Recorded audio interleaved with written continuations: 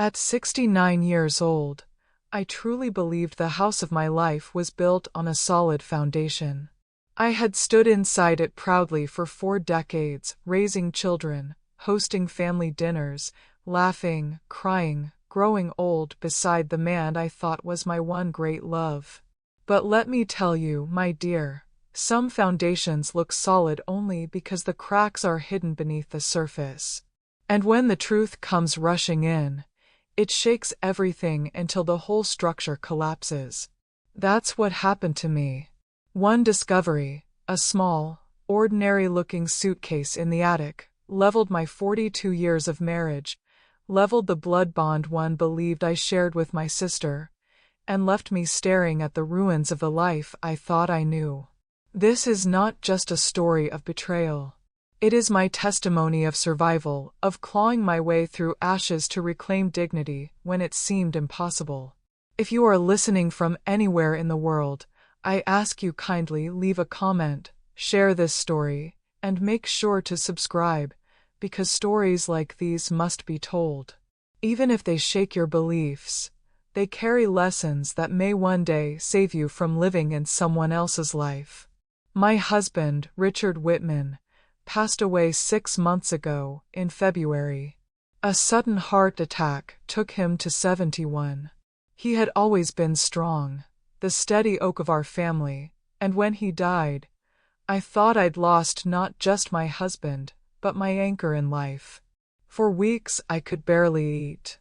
My 3 children, Daniel, Claire, and James, came often, sat with me, helped with the endless paperwork.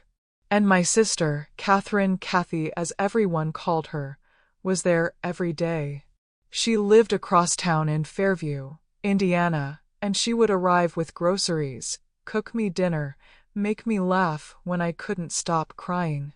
She was the one person who never left my side. At least, that's what I thought. It was Kathy who suggested we begin sorting Richard's things, to make it easier for me to move on. So together we opened closets, drawers, boxes stored for decades. At first it was ordinary old tax forms, warranty slips for appliances long gone, family photographs in dusty frames. But then one May afternoon, while dragging down a pile of blankets from the attic, Kathy spotted an old, battered suitcase.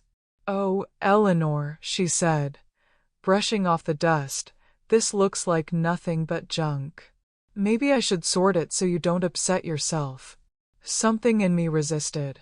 That suitcase had been hidden well, tucked behind boxes I didn't even know were there. And the way she said it, the quickness in her voice, made me insist.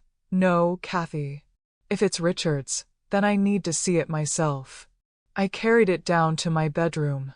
For 2 weeks it sat there, untouched. Every time I reached for it, Kathy distracted me with errands, tasks, or urgent phone calls. But one Friday, she couldn't come. Her husband, Michael, was homesick. Alone, I finally unlatched the rusty clasps. Inside were bundles of receipts, work forms, old utility bills, all yellowed and brittle with age. At first, I sighed with relief. Just clutter. But at the bottom, carefully wrapped in a plastic bag, lay something that would change everything: photographs. 5 photographs in total. And in every single one, Richard was not with me or the children. He was with Kathy. My heart nearly stopped. My hands shook so badly that I almost dropped them. In one, Richard had his arm around her waist, while she pressed her palms to his chest, gazing at him with an expression I had believed was mine alone. In another, her head rested tenderly on his shoulder, his hand encircling her like a lover's. And in one, oh God, they were kissing. Not a family peck, not a careless brush of lips. No, it was a deep, passionate kiss between 2 people who knew exactly what they were doing. On the back of one photo, I saw Kathy's unmistakable handwriting. "Richard, my love. So you don't forget me when you're away. Kathy." October 15th, 1993. That year, my children were 15, 12, and 8. I was 37, believing I was in the golden years of my marriage. Kathy was 34, freshly divorced, and had just moved back to Fairview. That was the season when Richard and I had welcomed her into our home, comforted her, given her work at Mrs. Green's flower shop, and even lent her money to rent a little house. I thought we had been saving her life. Now I knew she had been stealing mine. When I saw those photos, my chest pounded so hard I thought I might collapse, just as Richard had months before. The truth hit me like lightning. My husband and my sister had betrayed me, not once in some youthful lapse, but deliberately, passionately. And they had done it while I was busy raising our children, cooking dinners, building the life I thought was unshakable. Memories began to flood back, details I once dismissed. Richard coming home later than usual, Kathy asking strange questions about his work schedule. The nervous way she opened her door one night when I surprised her with dinner. All the pieces that once looked innocent now fell together like a cruel puzzle.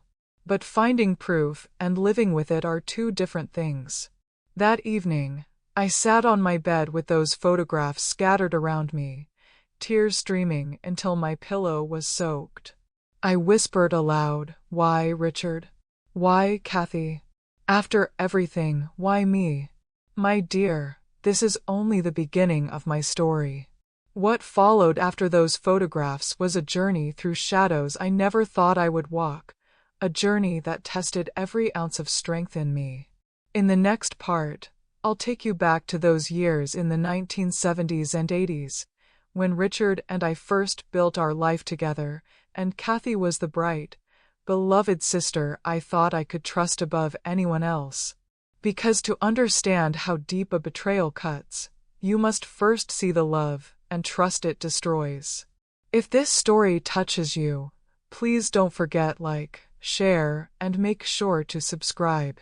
There are truths here that deserve to be heard, no matter how painful they may be. To truly understand the weight of betrayal, you must first understand the sweetness of the life I thought I had. Because before the suitcase in the attic, before the photographs of Richard and Kathy burned holes in my heart, there was a story of love, simple, humble, and sincere. Or at least, that is what I believed. I was born in 1955 in Fairview, Indiana, a small town where everyone knew each other's names and children rode bicycles freely along gravel roads. My father, God rest his soul, was a bricklayer, strong, steady, the kind of man who believed a wall was only as strong as its base. My mother worked as a laundress, scrubbing and ironing clothes for families better off than we were. We didn't have much, but what we lacked in wealth, we had in closeness. I was the eldest of 5, then came my brother David, then Catherine, always Kathy, followed by Samuel, and our baby sister Ruth. Being the oldest meant I carried a sense of responsibility. Kathy was only 3 years younger, but to me she was like a child I was sworn to protect. If she skinned her knee, I bandaged it. If other girls teased her, I stepped in. If she wanted something, I found a way to get it. Fairview then was nothing like today. The downtown had one grocery store, a hardware shop, a diner with chipped mugs, and the First Baptist Church that stood as the town's heartbeat. We lived in a small clapboard house near Maple Street, right where a gas station stands now. Our home was modest, 2 bedrooms for 7 people, but it was filled with laughter, prayers, and the kind of warmth you can't buy. And it was at that church, one autumn evening in 1973, that I first laid eyes on Richard Whitman. The church carnival was buzzing with music and laughter.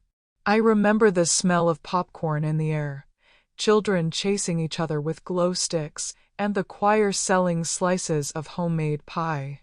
Richard was there with a group of young men from Mount Vernon, a nearby town where he had just started working at the auto parts plant. He stood out instantly, tall, with strong shoulders and a smile that made him seem older than his 21 years. He had a calmness that drew people to him, as though the chaos of the world couldn't reach him. I was only 17, but when he introduced himself, his voice steady and kind, I felt something shift inside me. Kathy was there too. She noticed him before I did, whispering, "Ellie, that one's handsome, isn't he? You always get the good ones." I laughed it off. At the time, she was dating a boy from town, the welder's son, so I didn't think much of her comment. Richard and I began talking, and that night, we walked around the church grounds until the carnival lights dimmed.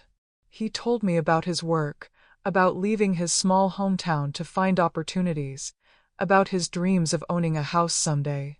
And when he shook my hand goodbye, I just knew, this was the man I would marry.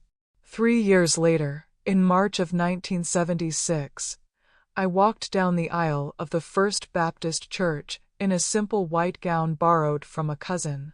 The reception was in my parents' backyard, with barbecue, potato salad, and my mother's famous peach cobbler.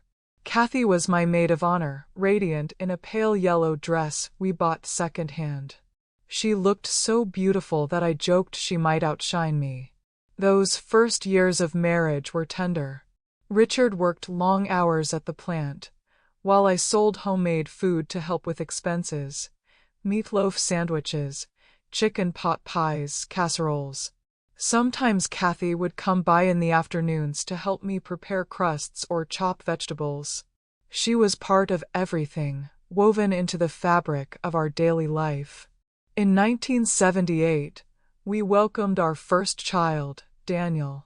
Kathy spoiled him endlessly, buying him toys she could barely afford with her clerk's wages. Then came Claire in 1981 and James in 1985. Each time, Kathy was there in the delivery room waiting area, pacing nervously, crying tears of joy when she finally held her niece and nephews. Our home became the center of family gatherings. Sunday dinners, Christmas mornings, birthdays, Kathy was always present. To the children, she wasn't just Aunt Kathy. She was their second mother. They clung to her, laughed with her, adored her. And I felt only gratitude that my children had such a bond with my sister. In 1987, Kathy married Scott, a bus driver she met at a cousin's wedding. At first, she seemed happy. They moved to Indianapolis, and she visited once a month, telling us about her new life in the city. But slowly, her visits grew shorter, her eyes heavier. By 1992, she admitted things weren't good. Scott had begun drinking, she said, and when he drank, he became violent.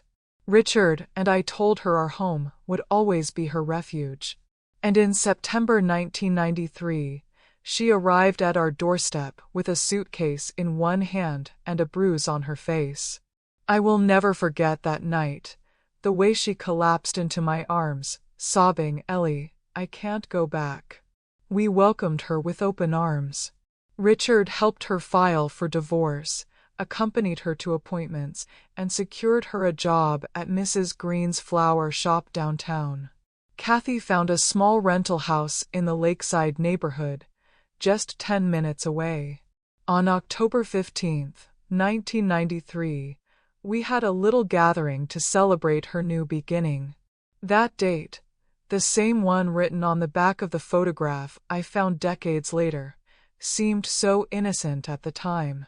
How cruel it is, my dears, that sometimes the most cherished memories later become poisoned by truth. After Kathy settled back in Fairview, life resumed its rhythm. She was at our house constantly. She joined us for Sunday services, baked cakes for the children's birthdays, and was the brightest presence at our table. I thanked God for her many times, believing we were blessed to have such closeness as sisters.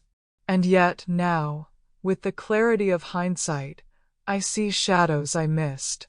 Richard began coming home later than usual, claiming overtime. He took showers immediately upon arriving, a habit he never had before. Kathy often asked me questions about his work schedule. There were afternoons when she missed dinner, claiming to be busy, always coinciding with Richard's late nights. At the time, I dismissed it all. I trusted them both more than anyone in the world. But trust, when misplaced, can blind you. And mine blinded me for 30 years. That, my dear, is the past, the happy years I believed in, the family bonds I cherished, the sisterly love I thought was unbreakable. And it is precisely because of this foundation of trust that the discovery in the attic felt like the ground caving in beneath me. In the next part of my story, I will take you into those months of 1993 and 1994 more closely, when Kathy returned to Fairview and Richard's behavior began to change in ways I didn't yet understand. Because when secrets are born, they leave traces, but only if you know where to look. If you are listening, please remember, like, share, and make sure to subscribe. Stories like these are not just my own. They may one day open your eyes before it is too late. By now, you know the cracks in my foundation began long before I noticed them. Looking back at those years, 1993 into 1994, I realize that my home, my marriage, my sisterhood, all carried whispers I refused to hear. When Kathy returned to Fairview after leaving her abusive husband, I thought we were rescuing her. In truth, I was welcoming the very storm that would one day destroy me. It was September, the air crisp with autumn, when Kathy showed up on my porch with swollen eyes and a suitcase. I remember the bruise on her cheek, the tremble in her voice as she said, "Ellie, I can't stay with him. Please, I have nowhere else to go." I didn't hesitate. I pulled her into my arms, whispering, "You're home now, Kathy. You'll never face this alone." Richard was right behind me, placing her bags inside. His voice low and steady, "You'll be safe here." For weeks, she stayed in our guest room. I cooked her meals. The children cheered at the idea of Aunt Kathy being around all the time, and Richard, well, Richard was unusually attentive. He drove her to appointments, sat beside her as she filled out divorce papers, found her a job at Mrs. Green's flower shop, and comforted her when she cried. At the time, I saw it as compassion. After all, hadn't he always been kind to my family? But in hindsight, the seeds of something darker were already taking root. On October 15th, Kathy signed the lease for a small rental in the lakeside neighborhood. That night, we held a little gathering to celebrate her new beginning. There were balloons, cake, and laughter. Richard and the children helped her move her few belongings into that tiny house, and I watched, grateful that she was finally free from Scott's cruelty. I never imagined that date, October 15th, 1993, would resurface decades later on the back of a photograph. That night, Richard was quieter than usual. When I asked if he was tired, he just said, "It's been a long day." I thought nothing of it. But in hindsight, I know that day marked more than Kathy's independence. It marked the beginning of their betrayal. As weeks passed, Richard's habits shifted. He began coming home later, claiming overtime at the plant. When he arrived, he'd head straight for the shower, a new ritual that struck me as odd but harmless. Kathy, meanwhile, began asking about Richard's schedule. "Is he working late tonight?" she'd say casually while we sipped coffee. Or, "Does he ever work weekends?" At the time, I chalked it up to sisterly curiosity. Kathy had always been inquisitive. But now I see it for what it was planning. There were also the dinners she missed. Usually, she joined us 3 or 4 nights a week, But suddenly, on the same evening Richard came home late, Kathy would call and say, "I've got plans with friends." I believed her. I believed them both. One night in late November, I made tamales, Richard's favorite. I thought Kathy would enjoy them too, so I walked over to her house unannounced, carrying a steaming plate. It took her almost 5 minutes to answer the door. When she did, her hair was mussed, her blouse buttoned wrong, and she looked startled. "Ellie." "Oh, I was napping," she stammered. "At 6 in the evening?" Kathy was never one to nap so early.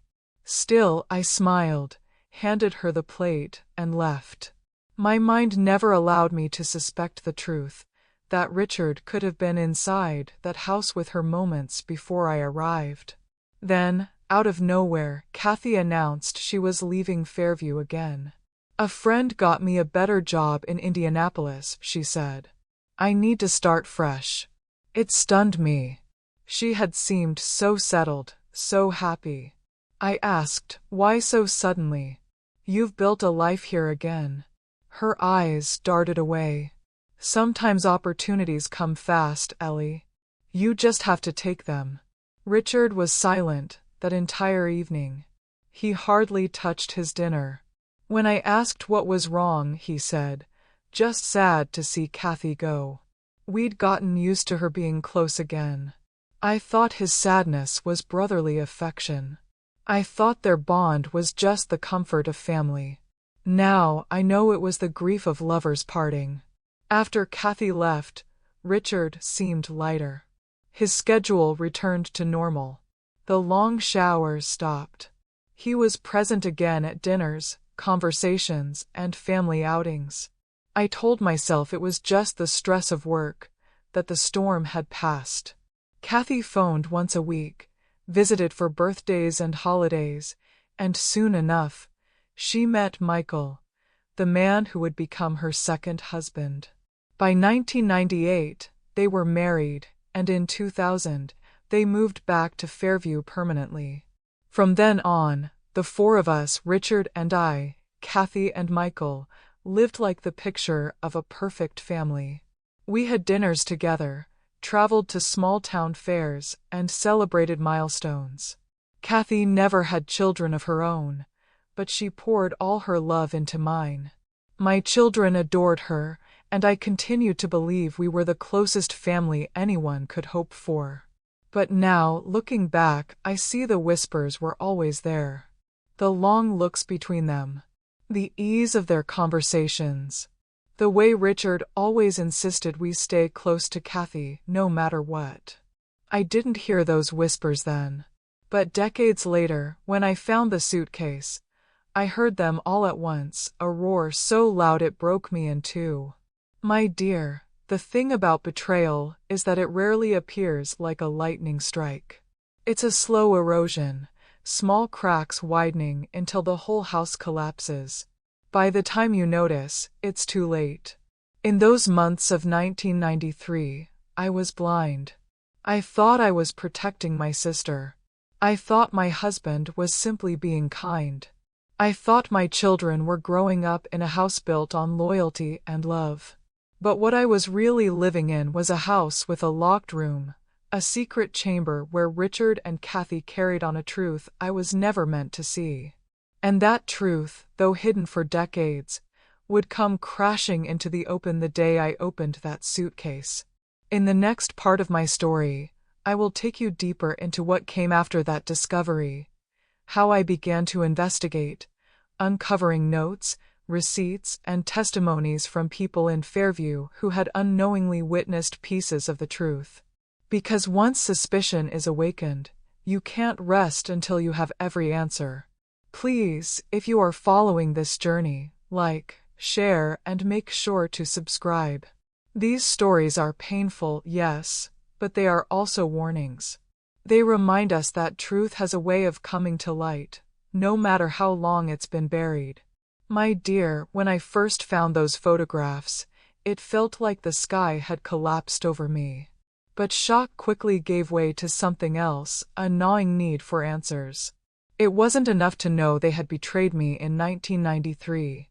What I needed to uncover was whether it had ended then, or if it had followed me like a shadow through the decades of my marriage. And so, I began an investigation, not of strangers, but of my own life. The day after I discovered the photographs, Kathy arrived as usual, cheerful and attentive. I forced a smile, hiding the storm inside me. For hours she busied herself with chores, urging me to move on quickly by sorting Richard's things. But as soon as she left, I returned to the attic, determined to comb through every item my husband had left behind. That evening, I slipped my hand into the pocket of Richard's old corduroy jacket. My fingers brushed against folded paper. With trembling hands, I opened it. It was a note, in Kathy's handwriting. Not dated 1993, no. The ink was fresher, the paper modern. My love, thank you for yesterday. You are still the same man I fell in love with years ago. I hope someday we can be together without secrets. Forever yours, Kathy. I sat on the bed, my knees giving out. This wasn't an affair confined to the past. This was ongoing, living, breathing, stretching across decades of my life.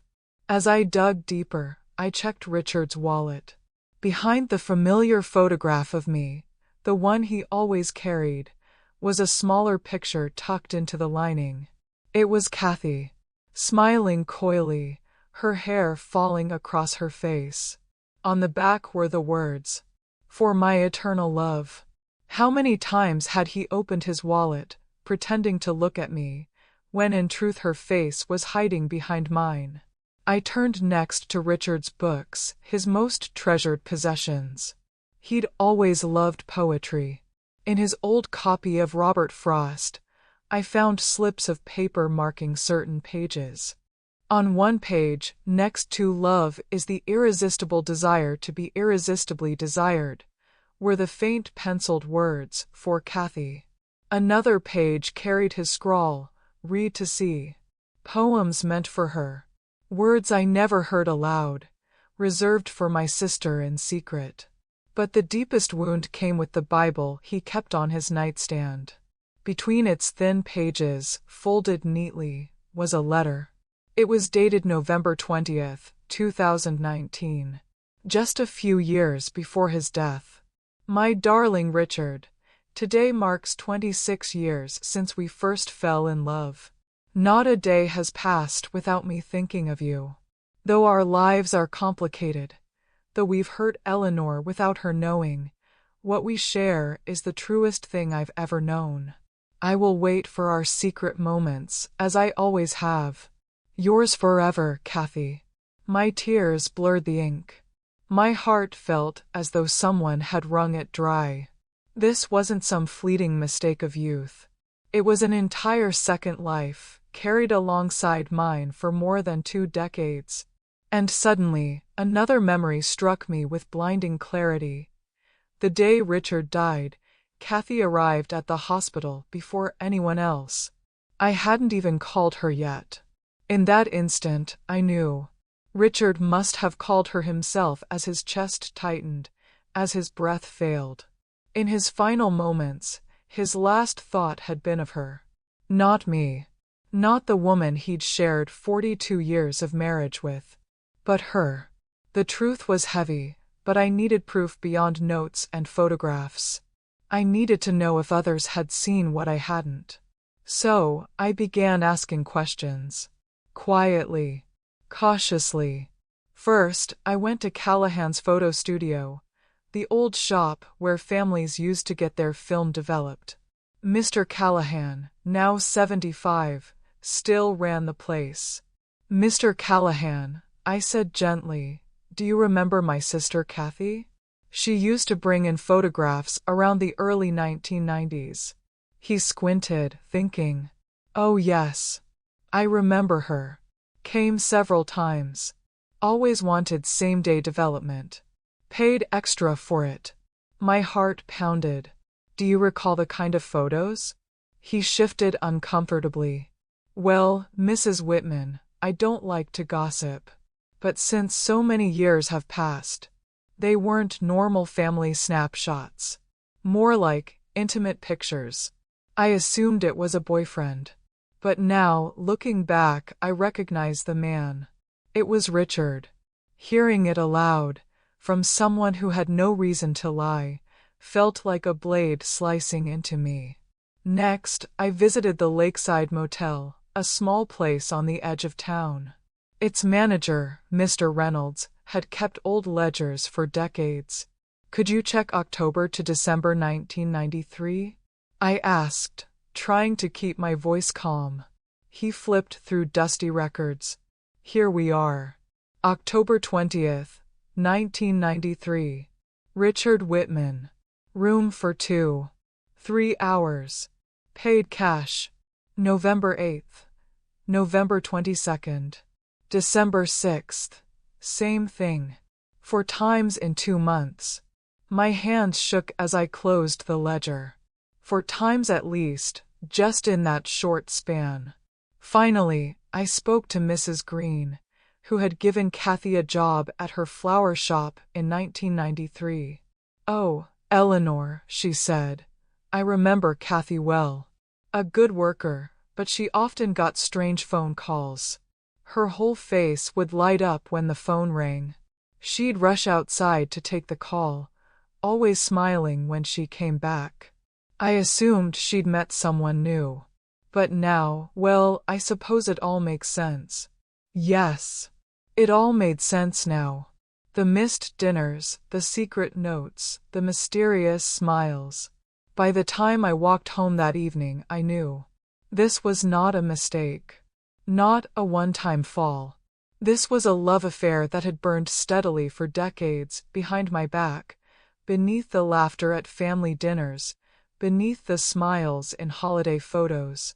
I had lived 42 years beside a man who loved someone else. And I had welcomed into my home a sister who had stolen not just my husband, but my trust, my dignity, and the very foundation of my life. But my dear, knowledge is power. The pain of truth is bitter medicine, but it is also a cure.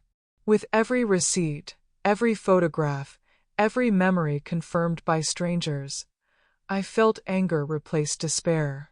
I would no longer be the woman who lived in the dark. I would no longer smile politely while my sister sat at my table. The time was coming when the truth would no longer be my burden alone. In the next part of my story, you'll see how I planned the moment of reckoning, how I chose the place, the date, and the exact way I would reveal the truth to my entire family. Because secrets rot in the dark, my dear. And I was ready to drag this one into the light.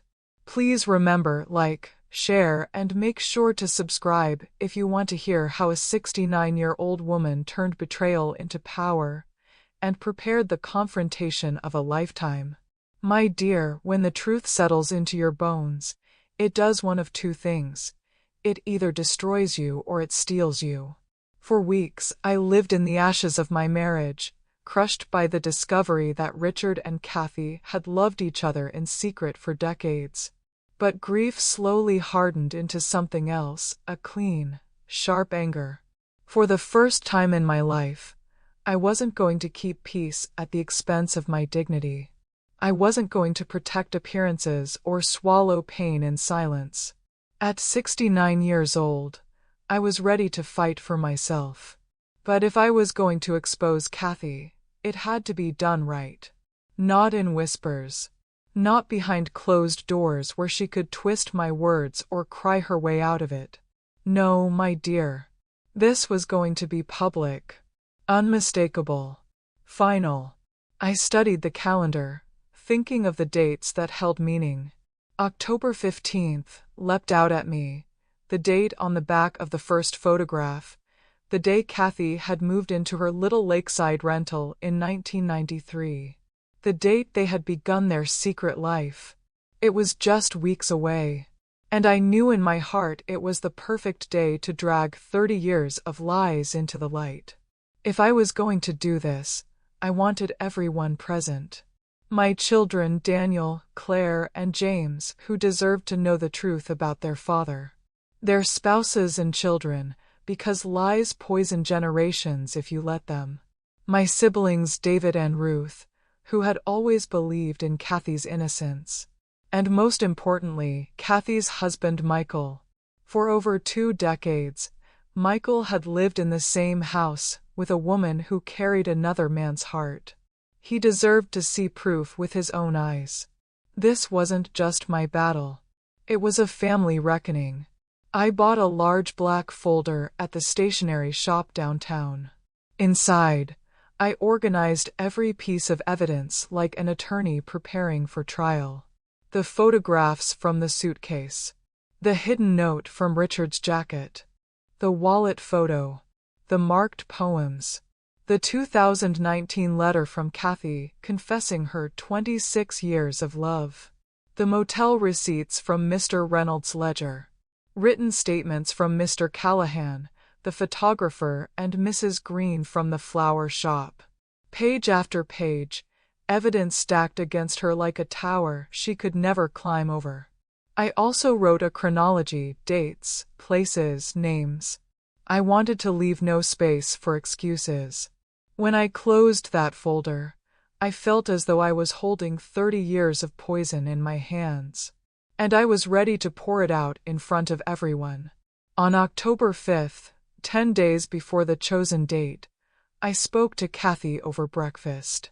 Kathy, I said, stirring my coffee, do you realize this month marks 30 years since you came back to Fairview after leaving Scott? She blinked, startled, then forced a smile. Has it been that long? My, how time flies.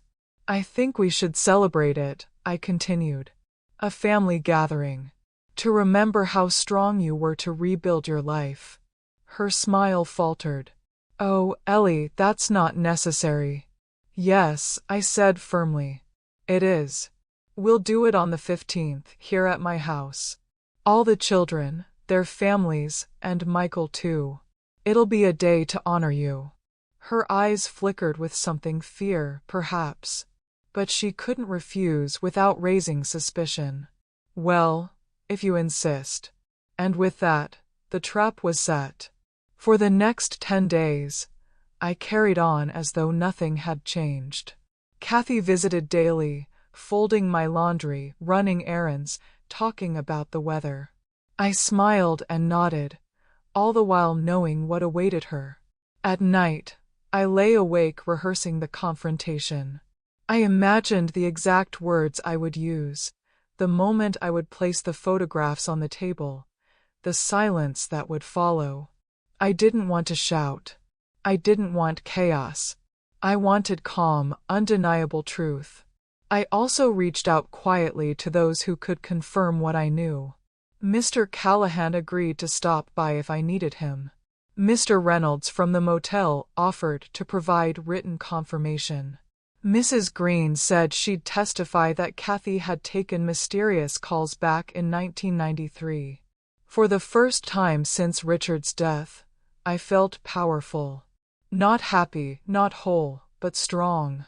On October 14th, I cooked late into the night, pot roast, mashed potatoes, cornbread, and an apple pie. I wanted the table to look inviting, the kind of family feast we'd shared 100 times before. Because this would be the last one. That night, I looked out my kitchen window at the quiet streets of Fairview. For years, I had been a woman who avoided conflict, who smiled to keep peace, who believed loyalty was enough to protect me. But the truth had burned those illusions to ash. I whispered aloud, "Tomorrow it ends." At 11 in the morning, my siblings arrived. Daniel came with his wife, Sarah, and their children. Claire and her husband brought their daughter. James, still single, came alone but stood protectively at my side. The backyard buzzed with laughter and the clatter of dishes. At noon sharp, Kathy arrived with Michael. She carried a bouquet of flowers and wore a bright smile that didn't reach her eyes. "Oh, Ellie," she said, kissing my cheek, This was such a thoughtful idea. Yes, I replied, steadying my voice. It will be a day none of us will forget. We ate, we laughed politely, though my stomach churned.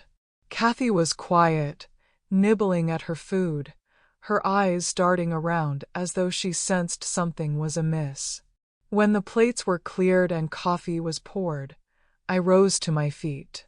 My dear family, I began, today we are gathered to remember 30 years since Kathy returned to Fairview. But what we are really here for is something else. Something that has been hidden for too long. The air was still. Kathy's smile froze. Michael looked at me curiously. My children exchanged puzzled glances. I walked into the house and returned with the black folder in my hands. Today, I said, placing it on the table, we are not celebrating. We are uncovering the truth. And my dears, that was the moment everything I had planned came into motion. The photographs, the letters, the receipts, all of it was about to be laid bare before the eyes of those who had lived unknowingly inside a lie for 30 years. The reckoning was here. In the next part of my story, you'll hear exactly what happened when I opened that folder and spoke the words that would shatter Kathy's carefully crafted mask forever. Please, if you are following this journey, like, share, and make sure to subscribe. Because the truth, once spoken, is louder than every lie put together. My dear, there are moments in life when time seems to stop, when the air itself grows heavy and silence rings louder than any sound. That was what it felt like in my backyard on October 15th, as I laid the black folder on the table and prepared to break 30 years of silence. Family, I said, my hands steady though my heart thundered. I gathered you today not to celebrate, but to reveal the truth. For decades, I believed my marriage and my sisterhood were built on loyalty. But Richard and Kathy were not who I thought they were. I opened the folder and pulled out the photographs. One by one, I laid them across the table. Richard and Kathy, arms wrapped around each other. Kathy's hands pressed to his chest. Their lips locked in a kiss that burned like acid in my eyes. Gasps broke the silence. My daughter Claire covered her mouth with trembling fingers. James muttered, "No, this can't be." Michael leaned forward, confusion etched across his face, then turned pale as he recognized his wife in the images. "Ellie, what is this?" Kathy stammered, her voice shaking. "This," I said coldly, "is the truth you buried in my attic.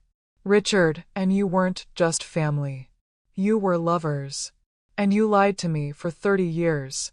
Kathy leapt to her feet, eyes darting wildly. "That's not what it looks like. Richard was comforting me during my divorce.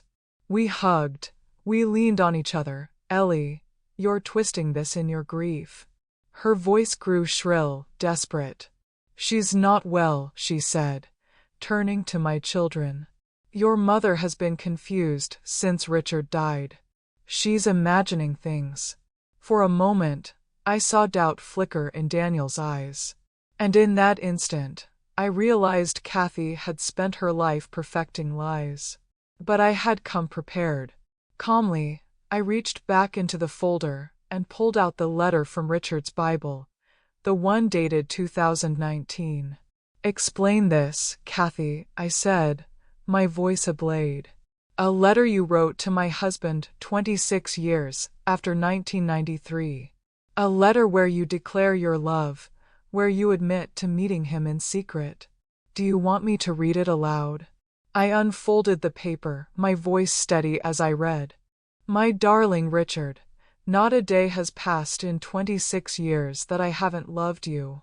I hope one day Eleanor can forgive us." The words hung in the air like smoke, choking every breath. Michael slammed his fist against the table. "Kathy, is this true? After all our years together?" Kathy's face crumpled. She opened her mouth, but nothing came out. 30 years, I continued. fury trembling beneath my calm. 30 years of dinners, holidays, prayers at this very table, all while you carried on a love affair with my husband. You smiled in my face while stabbing me in the back. Daniel grabbed a photo, staring at it as though it might vanish if he looked long enough.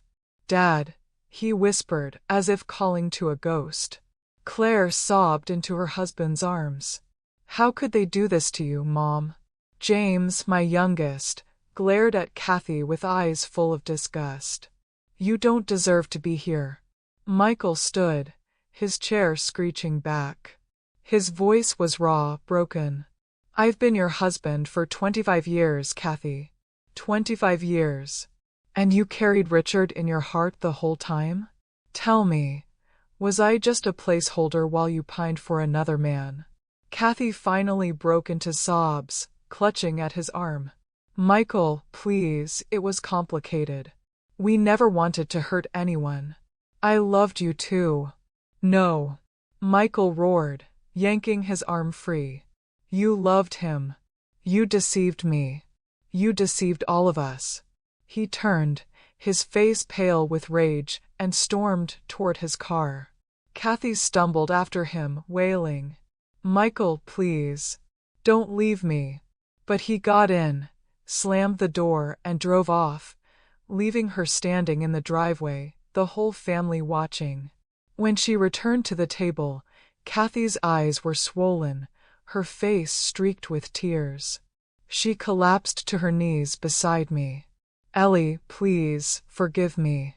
I know we were wrong, but Richard and I stood, my voice low but firm, colder than I ever thought myself capable of. Stop. Don't speak his name to me again. You were my sister, Kathy. My blood. And you betrayed me in the deepest way possible. I don't owe you forgiveness. I owe myself peace. She reached for my hand, but I pulled it away. You chose your path 30 years ago. And today, I chose mine. You are no longer welcome in my life. Kathy crumpled, sobbing at my feet.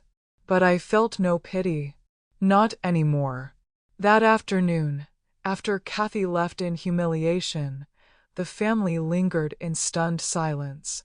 Daniel stared at the photographs again and again, as though trying to reconcile the father he admired with the man in the images. Claire whispered prayers through her tears.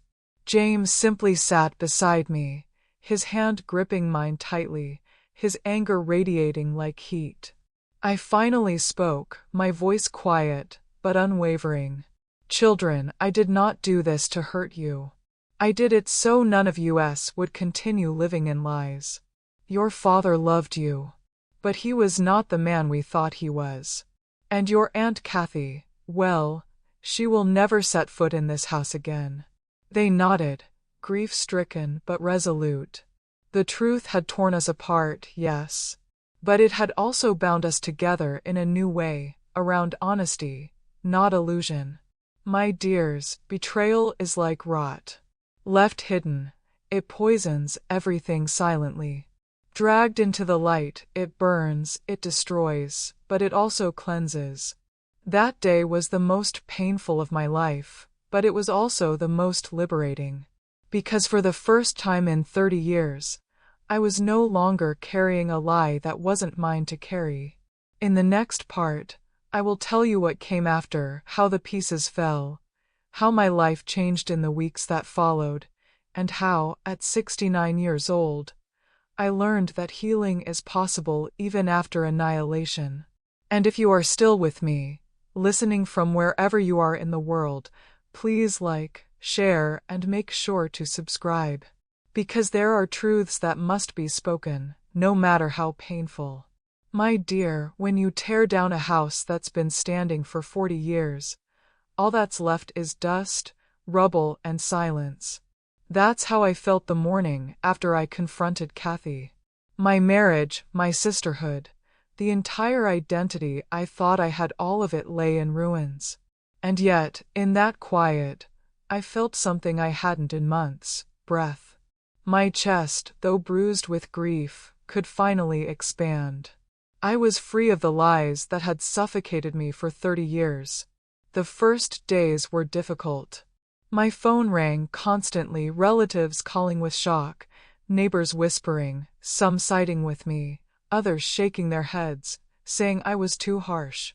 But for the first time in my life, I didn't care what people thought. I had lived decades worrying about appearances, about keeping the family together. Now I only care about peace of mind. Michael visited 3 days later. He looked hollowed out, his eyes red-rimmed.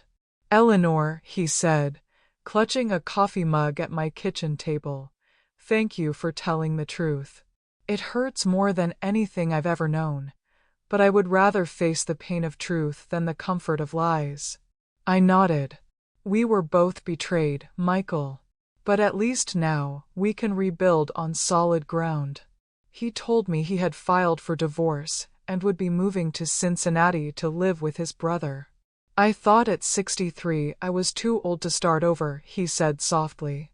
"But you've shown me it's never too late to demand respect." My children struggled too. Daniel confessed one afternoon, "Mom, I don't know how to think about Dad anymore. He was my role model. Now I feel like my whole childhood is stained." I took his hand. "Son, your father loved you." That part was true. People are complicated. They can be faithful parents and unfaithful partners. Hold on to what was real. Claire, through tears, told me, "Mom, this pain is horrible, but I'm glad you showed us the truth. I want to build my own marriage differently, with honesty above all." James, always protective, swore Kathy would never set foot near me again. "Don't worry, son," I told him. "She's already out of my life. I don't need anger to guard me anymore. The truth guards me now." Kathy? She left Fairview not long after that day. I heard from neighbors that she rented a room in New Albany, working in a small shop. They said she looked older, weighed down, her once lively spark dimmed. Did I feel pity? No. Choices have consequences. She chose betrayal. Now she lives with its shadow. For 30 years, she had every chance to confess, to seek forgiveness.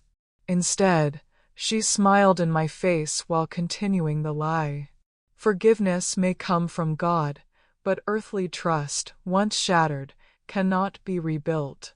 For the first time since Richard's death, I began to live again.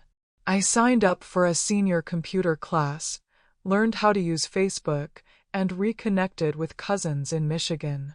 I joined a knitting group on Tuesdays where I met women with stories as heavy as mine, widows, divorcees, even one who had left her husband at 70 after decades of cruelty. Together, we laughed, we stitched, we healed.